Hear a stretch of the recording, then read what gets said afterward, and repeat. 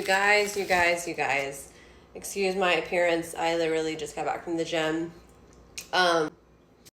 China is killing it at this trade war. They are highly intelligent and they are playing the long game, and they are, I think, just honestly tired of Trump's shit like everyone else in the whole fucking world.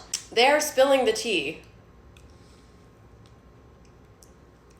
And the tea is hot. The tea is that your precious luxury goods, like all your little precious luxury bags that you're so proud to show and cost you thousands and thousands of dollars for clout, etc., are all made in China. Yeah, even the ones that say made in France.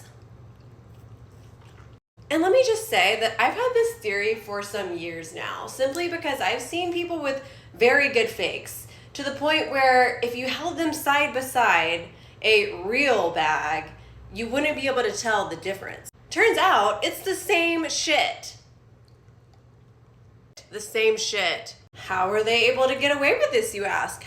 Well, apparently they have also been saying, well, we make all this shit here and then we ship it to places like France, where they then put in the labels. And that's how they can say made in France and upcharge you 10 times or more. So literally, your label's made in France. I personally have never cared about luxury goods. I can appreciate the art behind good fashion and the quality and craftsmanship, but I don't really have to have the label on it. It doesn't really do anything for me. I don't need the clout. I don't need to show off how much money I spent on something. I could give two fucks about that. And sometimes, and not everybody, I'm not saying everybody, but sometimes it's a little cringe because it's literally just to show, look how much money I spent on whatever XYZ.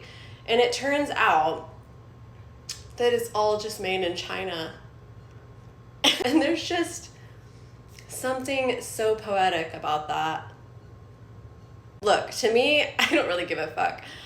I think, obviously, Chinese craftsmanship is by far the best. I mean, they're better at technology, they're better at craftsmanship.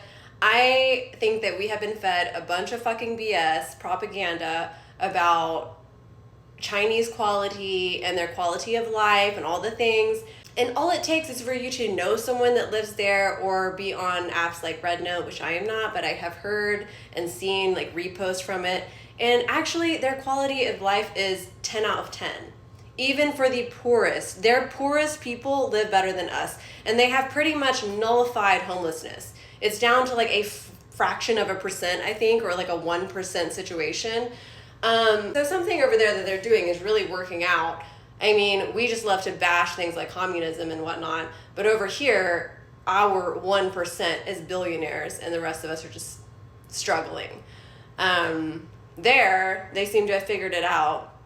And so for people, spineless fuckheads like JD Vance to go up and call their people peasants is just very, very laughable. Who's the peasants now?